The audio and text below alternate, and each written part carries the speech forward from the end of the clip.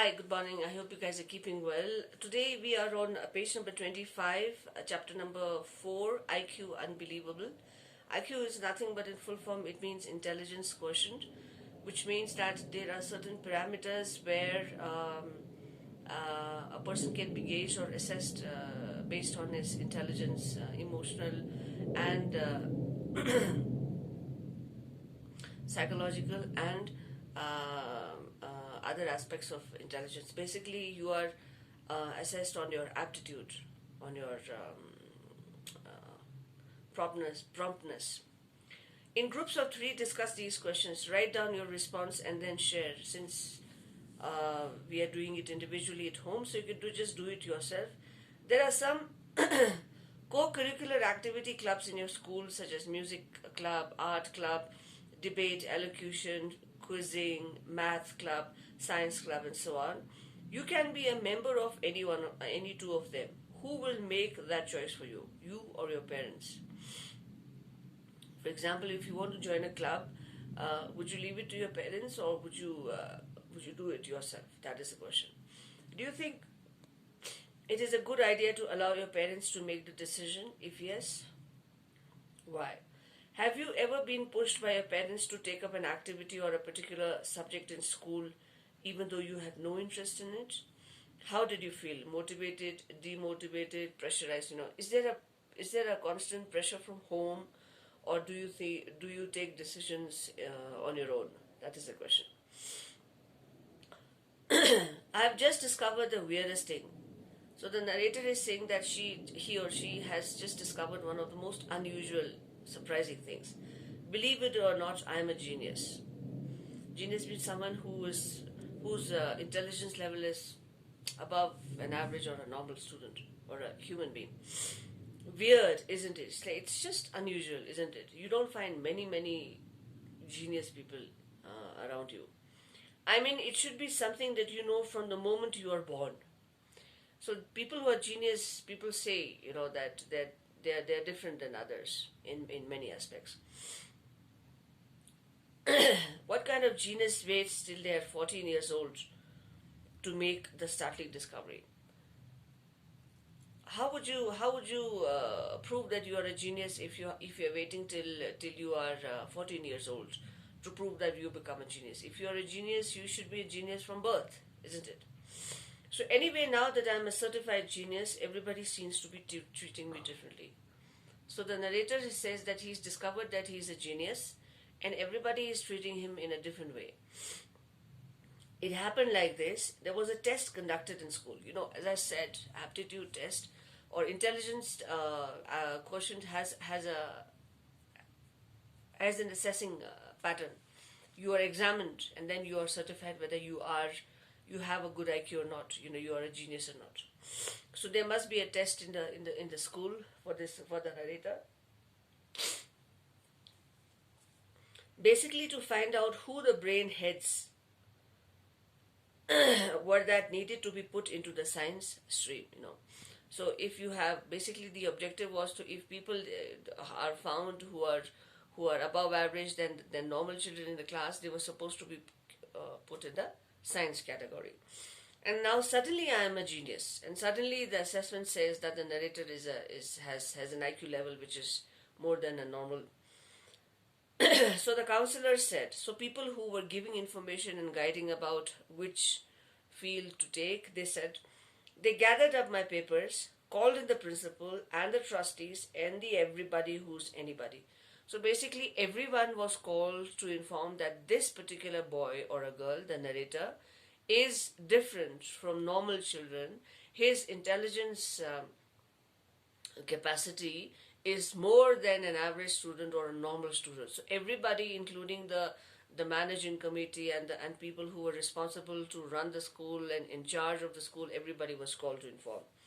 Then they sent me a collective beam and sent for my parents right away. So a group of people were sent to his parents' house to call them and patted themselves on the backs for having made this wondrous discovery. And the teachers in the school were complimenting each other for discovering such an unusual and intelligent boy, student. And they started patting. Patting means when someone just starts you know, um, I should say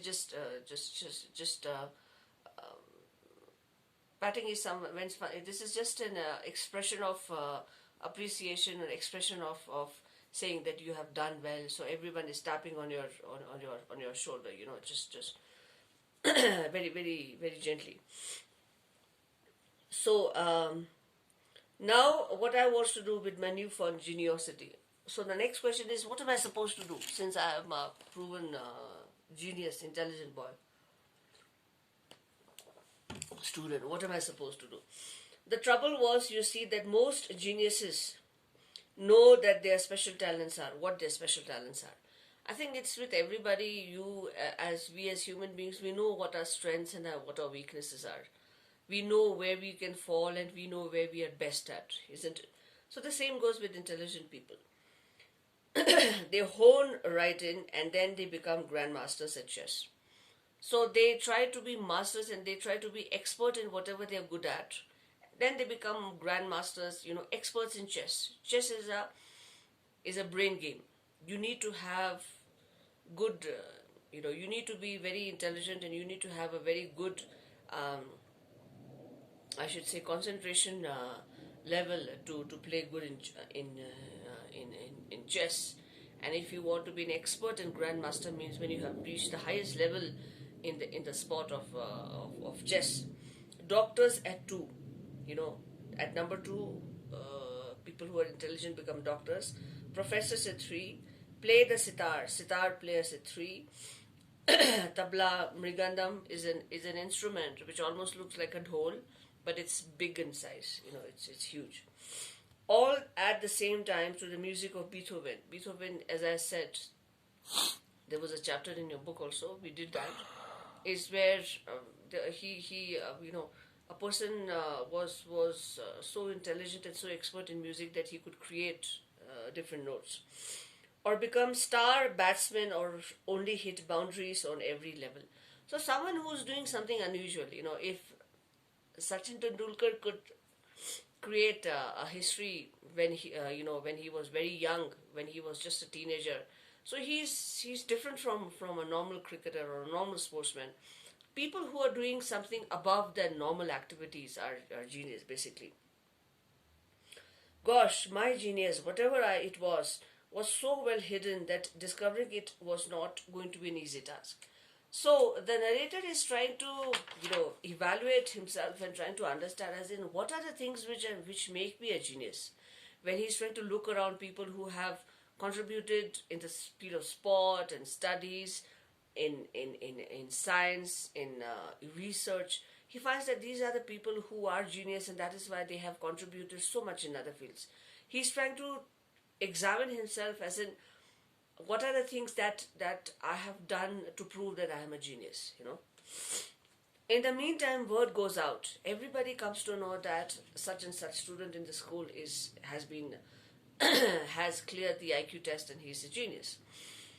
And somehow all my friends got to know, and somehow they began to behave very differently with me, and everyone started acting very different.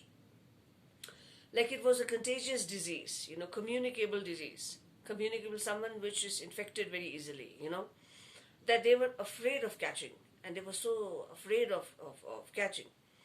Actually, it was pretty scary. It happens with normal people when you are getting some extra attention, unusual attention, I should say. People get nervous, as in, what is happening and why is the other person treating so differently. Suddenly, I had become precious. I was very, very expensive. I should say, I was very different, It's almost like, how celebrities and movie stars act. Of course, they are also humans, like how God created you and I. But then everyone starts acting very pricey, very different. Suddenly everything I said carried more importance.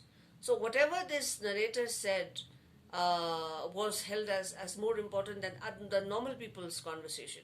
Whatever he said, oh, he's very intelligent, so whatever he's saying has to have some meaning. This was how it was taken.